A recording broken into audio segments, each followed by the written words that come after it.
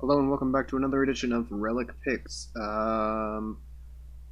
So before we get into this, I just want to say this will be the last Relic Picks, the last weekly Relic Picks. From now on, I'm only going to do the pay-per-views, and I might just give some comments on various cards that I think if I think there's something really cool coming up. Because even though I think these videos have gotten progressively better, no one's really watching them, so it's like, alright, well, let's just move it to the pay-per-view only for now, and we'll see what happens going in the future. I might just end up dropping the series completely, but we'll see how this turns out. Last card, my best bet was the Eric Anders winning by decision, but, not Eric Anders, Khalil Roundtree winning by decision, but that shouldn't have happened, because Eric Anders' corner should have thrown in the towel at the end of round 2. I don't know why they didn't. That's just a retarded decision by Mark Montoya and company. I mean, really, I get it. It's you don't want to throw in the towel, whatever. But when your fighter is knocked down 4 times in one round, that's a problem. Number one, but number two, he had no chance of winning. I mean, I think the scorecards were 30-27, 30-27, and 30-26 in favor of Khalil Roundtree. I think that was what the scorecards were. This is Wednesday, April 17th, by the way. So, forgive me if I'm a little bit off on remembering these scorecards. But, so I mean, you had that going for you. That's for some god awful reason. 2 of the judges didn't give a 10-8 in round 2, even though they should have. I don't know how you don't get a 10-8 in round 2 when you knock your opponent down 4 times. I don't know what was going on with that reasoning, but whatever. But even still, if you're down 2 rounds, the best you can do is get a 10-8 in the 3rd round and draw. So Eric Anders would have needed to finish Khalil Roundtree, but if I was in his corner, I would have thought we were down 3 points, because I would have assumed the second round was a 10-8 in favor of Roundtree. So at that point, you need a finish. Your fighter's leg is just, it's not there anymore. He can't put power into his punches. He's not going to win. He has no chance of winning. Now, it doesn't matter that round 3 happened and Eric Anders really didn't get that much damage done to him in that round. That's not what's important. The damage to me isn't what's important. What's important here is that there was no chance of winning for Eric Anders, in my opinion. I don't think there was any chance of winning. It's not like Eric Anders was going to take him down. There was no, it's just like there's no power to put into punches there. So it's like, why put your fighter back out there? He has 0 chance of winning. Why not just throw in the towel, save him a little bit of damage, and move on? But whatever. It made me money, so I guess I should stop bitching about it. But I'm not happy that that was how I made my money. And then Kelvin Israel Adesanya went to decision. I think that the judges ruled that like 49-46 or something. I didn't. It was a close fight. I had Israel winning 3 out of the 5 rounds. I gave 2 of them to Calvin. But the judges apparently, I guess, gave 4 rounds to Israel, or maybe there was a 10-8 in there, because I think that 5th round should have definitely been a 10-8 in favor of Israel. But again, what do I know? I'm not a good judge, apparently, of what's going on in the competition. But that was a very close fight. I was pretty happy that Calvin almost won. I was like, yes, this is a great fight. And then Poirier Holloway, amazing fight, but Holloway should probably drop back down in weight for his own durability's sake. Poirier won by decision. Quite strange to see a decision from Poirier, but I think that was largely due to the fact that he kept swarming Holloway and kept burning himself out, rather than just saying, okay, well, I'm hurting him on the counters when I'm hitting him when I'm hitting him really hard. Why don't, instead of charging and trying to get this finish, why don't I just wait and keep doing what I'm doing, but have still have the pop behind these shots, as opposed to burning myself out and then not having the pop behind these counters that I'm landing. I think that was more of why that went to decision. But let's move on to the picks for this week's card. UFC on ESPN Plus number 7, Overeem versus Oleinik. Okay, so let's start with Magomed Mustafayev versus Rafael Fiziev. Okay, so Magomed, as far as I'm aware, hasn't fought since he lost to Kevin Lee in 2016. I'm assuming he tested positive for something and he got a suspension. But he's really good. So I think Magomed whatever. Magomed, I think, gets that done inside distance. Geez, this Russian card is just gonna have a bunch of names we have troubles with. But Gadzimurad Antigulov versus Mikhail Lord Alexis. Yeah, you guys look. Those names are terrible. Especially the Polish ones are worse than the Russian ones. Let's be real here. Polish ones are just absurd. Mikhail wins that. Probably inside distance. I mean, last fight he starched Jean Vellante, so I have to go with him, and I have to go inside distance, simply because I don't see this going to decisions. Simply because A, Mikhail hits hard, but B, Antigolov only has gone to decision one time, and he won that one decision out of like 26 fights. He's gone to decision one time. He either gets knocked out, gets submitted, or he does the submitting. So it's a very strange kind of fighter. He likes to just go for it. So Marcin Tybura versus Shamil Abdurakhimov. Shamil Abdurakhimov last beat Andrei Arlovsky, who is also fighting on this card, I think. Or is he fighting next week's card? He might be on next week's card. Alright, well, whatever. I think Marcin Tybura wins this, probably by decision. But I could see Marcin Tybura finishing inside distance via TKO, ground and pound, maybe. I could definitely see Tybura winning that, but I think it would be Tybura via decision. Alex Da Silva versus Alexander Yakovlev. Alex Da Silva is like 20-1, but when you look through the people he's beaten, they're not really good. Especially after you get past like the last 5. There's some really weird ones in there, like an 0-2 fighter and stuff like that. It's like, what's going on here? Why is a really experienced dude bullying really crappy fighters? Like, what is this? Alexander Yakovlev has some really good names on his record, so I would assume Yakovlev wins that fight. I have no idea whether this will go to decision or not because I'm just not familiar enough with Alex Da Silva. My inclination would be to say it probably won't go to decision because I would assume that Da Silva will,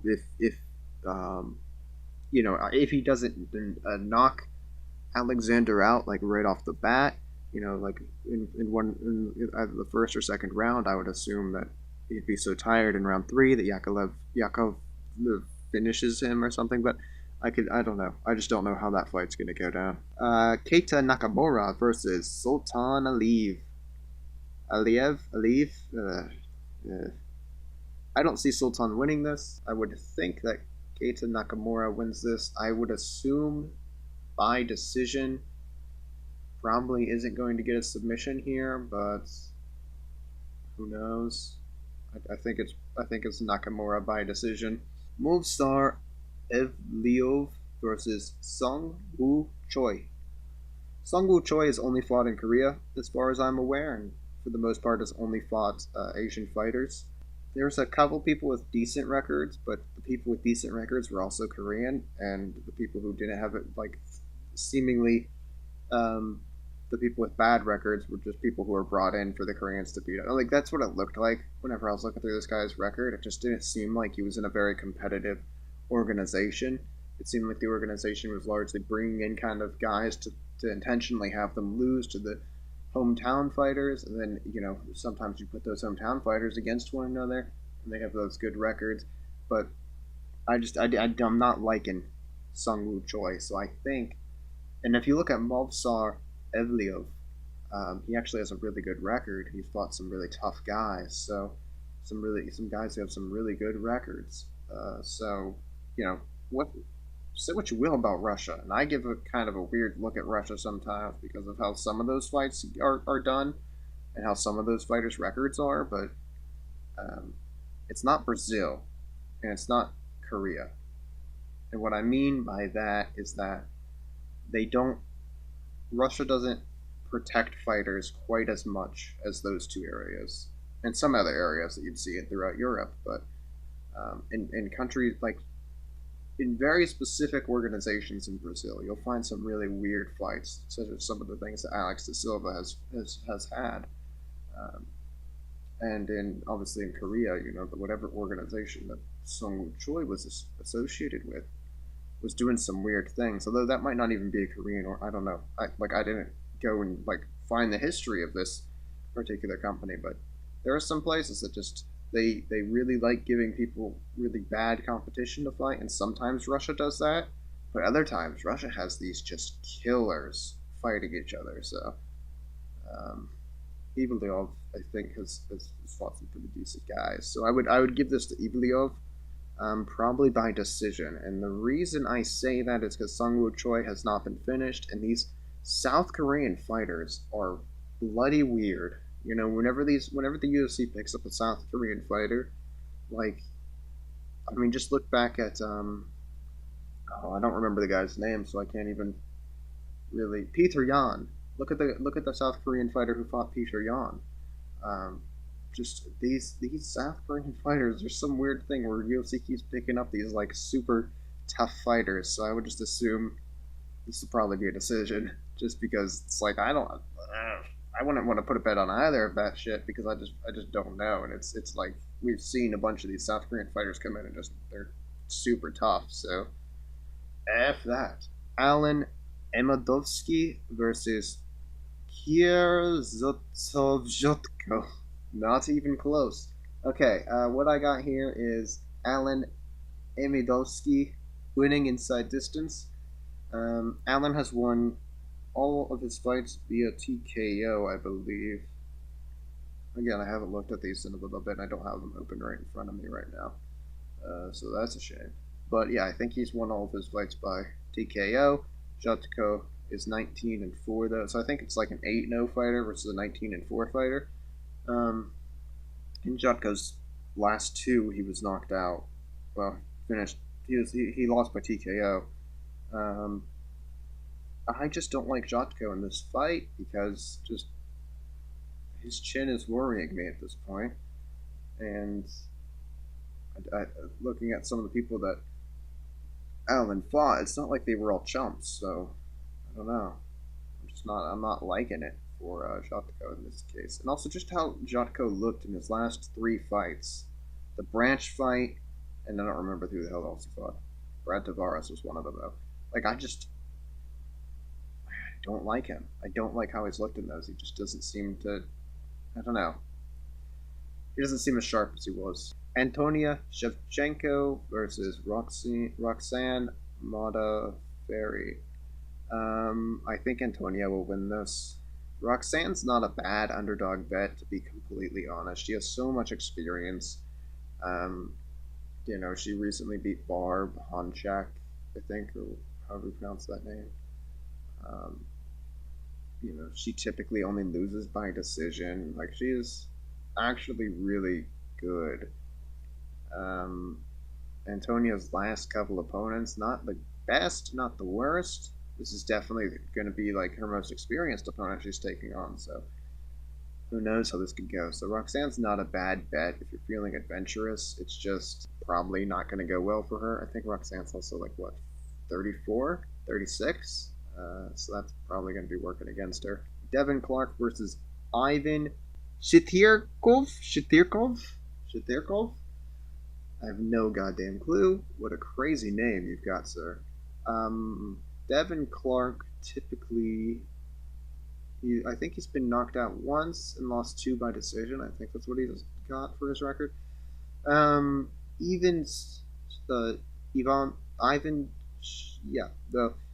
This Ivan guy is 15-0-1. He's fought some really good opponents. I think he finishes Devin Clark.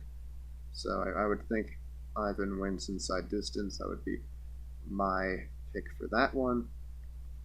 Marcelo Golm versus Sergey Pavlovich. Sergey Pavlovich last lost to Alistair Overeem. He got taken down and just bludgeoned. Marcelo Golm, if you remember, lost. I think he's lost 2 decisions now. It's one to Timothy Johnson and one to Sultan. I don't know. The guy from Canada though. Anyway, in terms of opponent, like of matchups, this is Marcelo Golm's best matchup. That like out of like all the potential people he could fight, this is probably his best bet. Sergey Pavlovich is not an easy opponent, but honestly, I think Marcelo Golm could win this. I think he's a pretty good underdog bet here. I would take Marcelo Golm. I don't think this is finished inside distance. I think it'll probably go to decision. Or rather, let's do it this way. If Golm wins, it's probably by, like let's just. If Golm wins, it could be inside distance. Pavlovich probably not going to finish Golm. Golm seems to be a really hard guy to finish. All right, Arman Soryukyan versus Islam Makhachev. Really like Islam Makhachev, and I get it.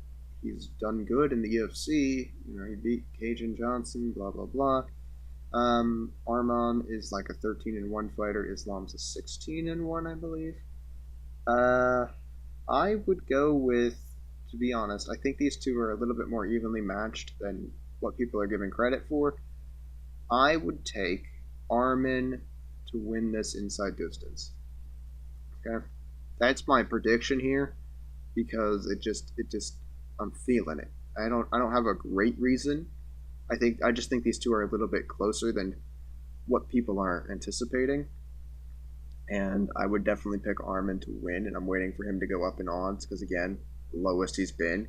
Kind of upset by that, so I'm waiting. But I don't see this going to decision, so ergo I kind of have to say Arman inside distance. Alexei Oleinik versus Alistair Overeem. Alistair Overeem, if you're just looking at this on paper, as much as I love Alexei Oleinik, Alistair Overeem is just better than Oleinik. And if let's do this.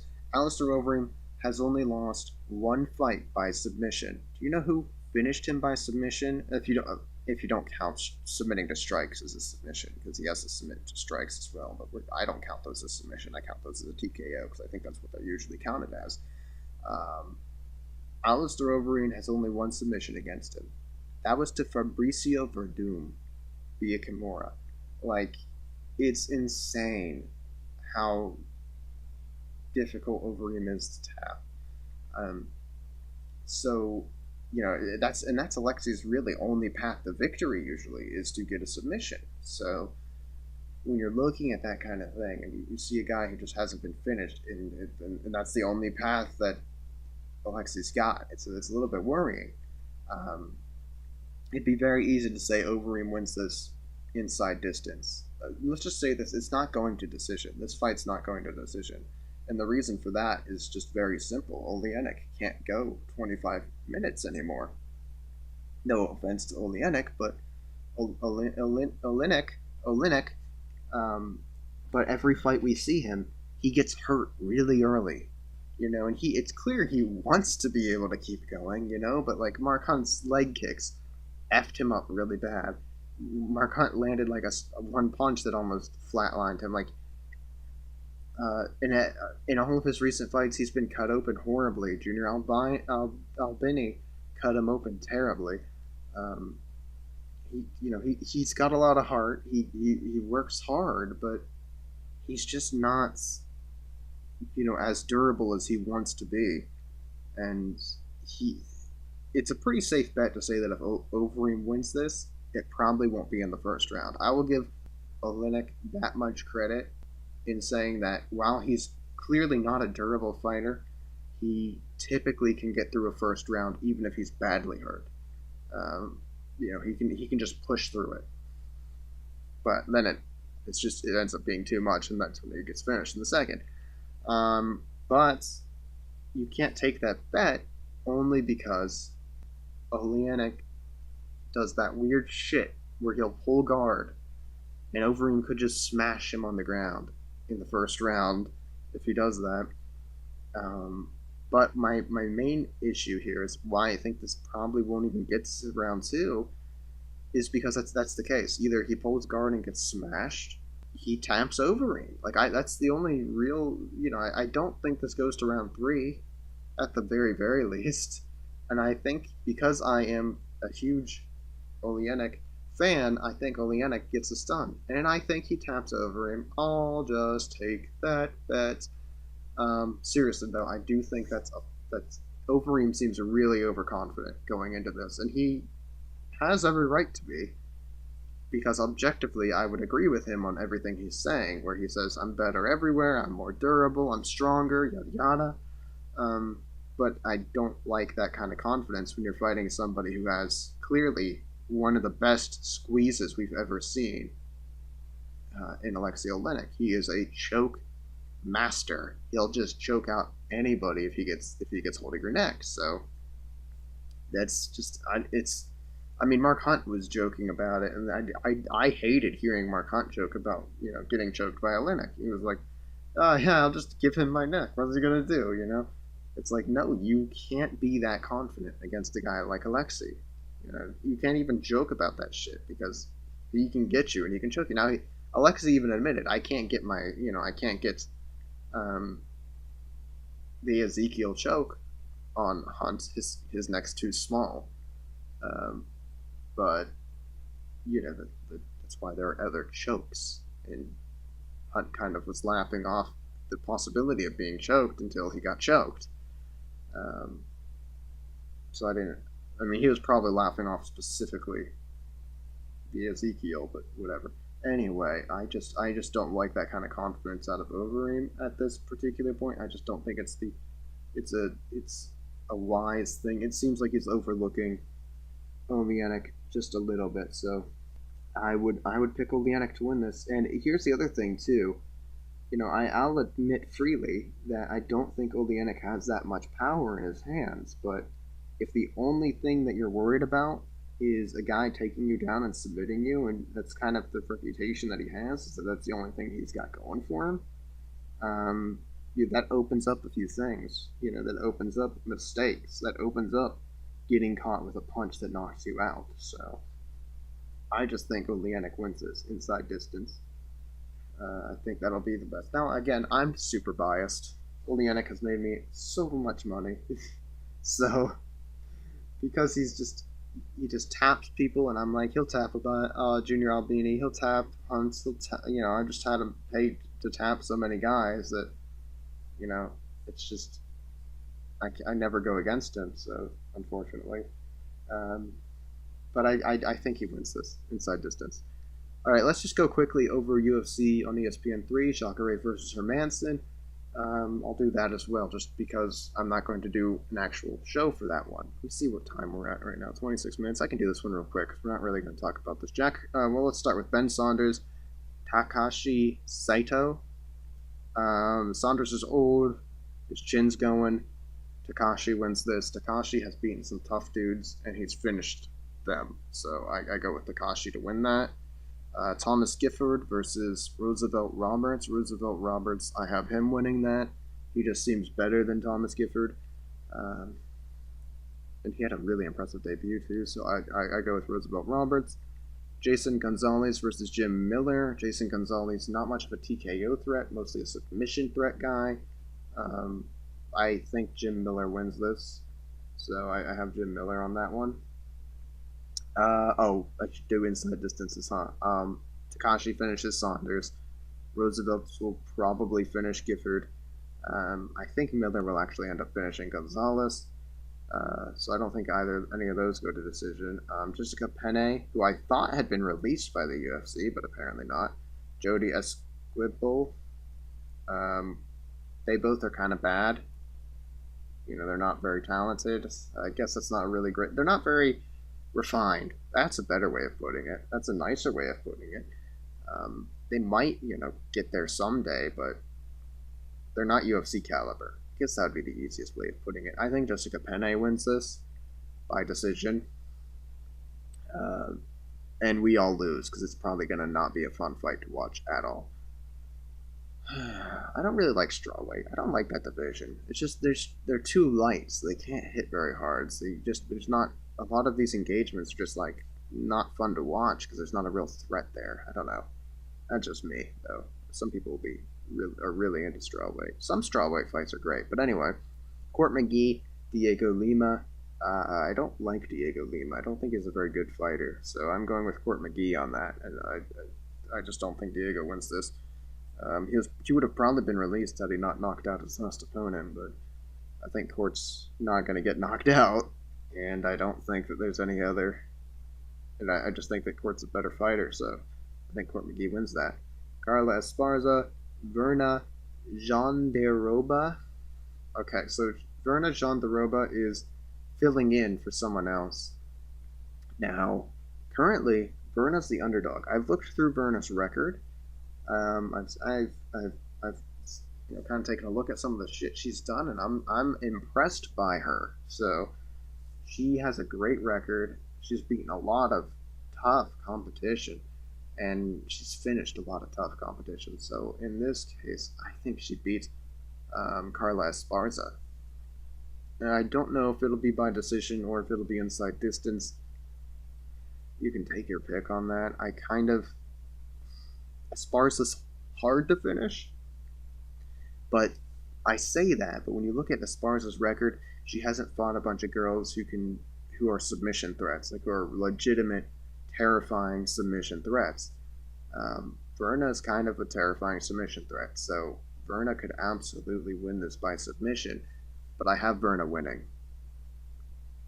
Andrei Arlovsky versus Augusto Sakai. I don't know if that's anywhere close. Augusto doesn't impress me. I think he last time out beat Chase Sherman or something like that in the third round via KO, but like it was like the 4 minute mark or something. Like it just didn't seem like he had that much power, and it didn't seem like he was that sharp. I guess you could say. Maybe I'm wrong about that, but I have Andrei Arlovsky winning this, even though he's the underdog. I have Arlovsky winning this by decision. So, because again, Arlovsky has shown that he can, he can take guys down and he can do work down on the ground. So, and he hasn't been knocked out in his last couple of fights. So that's the other thing. He put his chin back together. It's weird. Corey Sandhagen versus John Lineker. Sandhagen's not a terrible bet, but John Lineker is definitely his hardest opponent. I go with John Lineker to win that because Lineker just hits pretty hard for that weight class, and also it's just really good. I mean, he overwhelmed Marlon Vera, so and and whoever his last opponent was, he overwhelmed that. Like Lineker, oh no, he didn't overwhelm Kelleher. He knocked Kelleher the fuck out. That's right. I just have Lineker winning that. Corey Sandhagen wouldn't be a bad bet.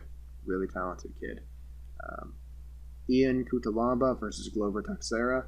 Glover Teixeira is currently the underdog. I go with Glover Teixeira to win this inside distance. So there's that. I just think Glover has a more complete game. And again, I really think Glover is critically underrated at times. Now, he does some stupid shit, but he has some seriously slick grappling, so I don't know. And he hits really hard, too, so there's that. Dmitry Simulikov versus Greg Hardy. Dmitry was released by the UFC. He fought somewhere else. The UFC went and found Dmitry and were like, hey, you're terrible. Why don't you come back to the UFC so that you can lose to Greg Hardy? That's pretty much what this is. They found someone who they think is terrible to put against Greg Hardy. I think Dmitry wins this. I think he just has more experience and more tools than Greg Hardy, but Dmitry is terrible. So Greg Hardy could flatline him, and Greg Hardy clearly has power. He hits hard, so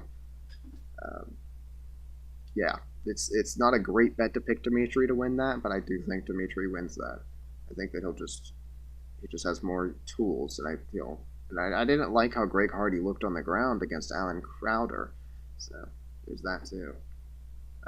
Mike Perry, Alex Oliveira.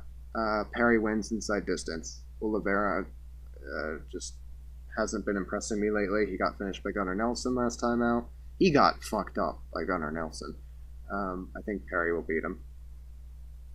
Although, wasn't Perry's arm broken? Oh well. And, of course, Jack Hermanson versus Ronaldo Souza. Jacare. I already said I have Jack Hermanson winning this inside distance via ground and pound. And I stand by that. I think Jack Hermanson wins this inside distance. Bellator 220, McDonald versus Finch. There's only one fight that has odds. It's John Finch versus Rory McDonald. I actually have John Finch winning this. So at a 314 underdog, John Finch. I feel like he can get it done. I feel like Rory has had some hellacious fights lately, and I don't like that at this point. So I go with Finch. I go with Finch to win. UFC on ESPN Plus 8. Iaquinta versus Cowboy. I'm not going through this entire card. I'm only good because I haven't looked at this entire card. I'm only going to go over the Arjun Bueller. That was the guy's name, not Sultan anything. It's Arjun Bueller. No one will remember the fuck what I'm talking about, but that's who beat Marcelo Golm. There you go. Anyway, Iaquinta versus Cowboy. I'm only going to go through the fighters that I like, the fights that I have any knowledge of, because I didn't actually sit down and look at all these fights, because I didn't intend to do 3 cards, but I'm just like, well, if I'm not going to do this anyway, because after this is a pay-per-view, yeah, so. Al Iaquinta wins. He beats Donald Cerrone. I love Donald Cerrone, but I also love Al Iaquinta. I think Al Iaquinta is just this monster, quite frankly. But that'll be a great fight. I think Brunson will probably beat Theodorou. Theodorou did not do very well against Eric Anders. I have Brad Katona beating Merab Davalishvili. Merab's doesn't impress me. Katona's made some strides in the past, in the past while, and he almost had a choke, a really unique choke, on his last opponent. So I like Katona on the ground in that. And since these are 2 guys who like to fight on the ground, I have Katona winning. Not necessarily inside distance. I wouldn't know. Again, I'm not going to give inside distances for these ones. I don't think, because Al Iaquinta likes to go to decision sometimes. Derek Brunson, Elias Theodorou could easily go to decision. I think Katona Davalishvili will probably go to decision. Arjun Bueller should beat Juan Adams, but Juan Adams isn't the worst pick. Arjun Bueller's lone defeat is a submission loss. Omoplata. I think Arjun will probably win by decision. Cub Swanson, I have him beating Shane Burgos by decision.